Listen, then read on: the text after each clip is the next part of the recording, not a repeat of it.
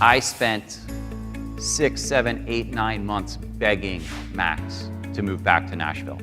What I saw was this amazing city that was sort of riding this amazing wave with all sorts of interesting folks doing interesting things. And I just felt to my core that there was this opportunity for us to do things that we would absolutely love to do. But I knew really, really well that I could not do it by myself. Our dad flew to New York and we went to Blue Hill, and he pulled out a pen and wrote on the tablecloth all the reasons why this was the worst idea. But really sticking with what we believed in and recognizing this momentum. And so to come back and be able to partner up with my best friend and brother and try to create jobs in this great city of Nashville was just too tempting not to do. And from there, we've sort of been on track to open up a place every year, and then opened up a little nerdy cocktail bar not too far from here called the Patterson House. Everything is basically a riff off of a classic cocktail. But it's also, I think, helped push the cocktail program a little bit in this city, where to now open a restaurant, you really do need to have a legitimate cocktail program to truly be taken seriously. We never hire a bartender. So when we opened up the Patterson House, obviously we needed a whole bar staff, but we made a point not to hire bartenders because they came into it with preconceived notions of knowledge as well as habits, whether they be good or bad. We went after cooks, baristas, people with palates. The menu changes anywhere between 30 and 50 cocktails. So we average about 200 to 225 cocktails a year that our staff needs to know. Any drink that's ever been on the menu at the Patterson House, you should be able to come in and get whenever you want it. You should see the storage, the liquor room, the weird tinctures, all the stuff that we've got just to maintain that. That was something that is just becoming harder and harder and harder to do. So then we did merchants. We heard that they were going to close the restaurant, and 78 people would walk into work, padlocks on the door, and unemployed. No staff member there missed a shift between the old regime and our regime. And from the outside, it looks like we're a very big, large company. At the end of the day, though, we're a pop and pop shop. It's Max and I. And then came the catbird seat. That is in the old attic of the Patterson House. Basically, the chefs just cook in front of you. There is no menu. They decide what you're gonna eat. Everything that happens up there is completely decided by the chef. You go in there, the walls are all white, and everyone, a few people come in and say, oh man, you guys are so brilliant. All the attention is drawn to the food, and this is so great.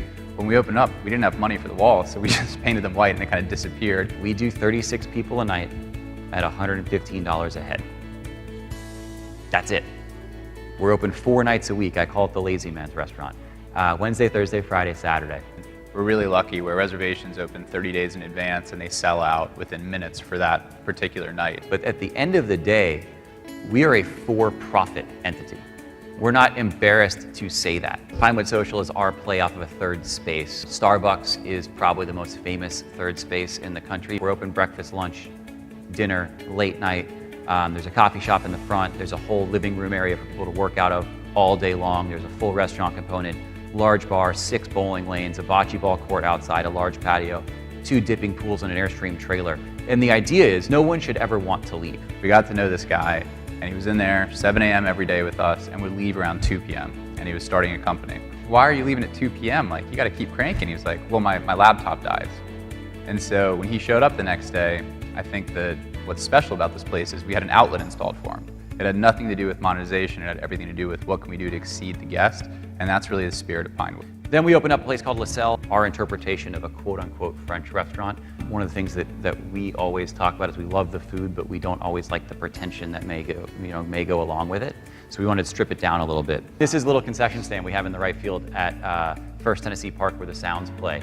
The owners of the team sort of came to the Patterson House. They liked what we did. They asked us why we don't go to very many baseball games, and we told them the truth, which was minor league baseball can be quite boring sometimes.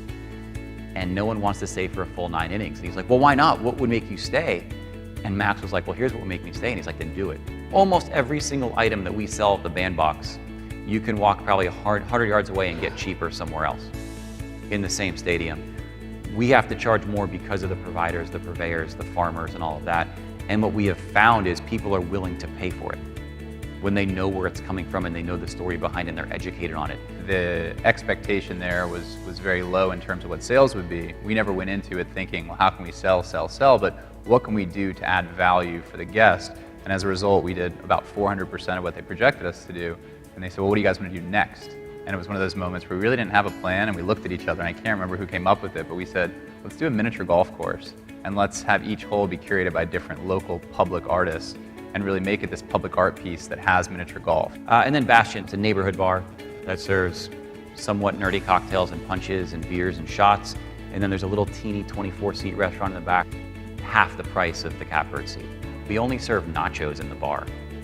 And so every night I'm there, I have to talk to so many people that say, may I see the food menu? And you hand it to them and they're like, no, the food menu. There's only nachos. Like, we know there's only nachos. So we have a spreadsheet that sort of every dish that's presented goes on the left side, and then all these columns go on the top, and it's sort of like the way it looks, the way it tastes, blah, blah, blah, all the stuff that you would expect to be on that.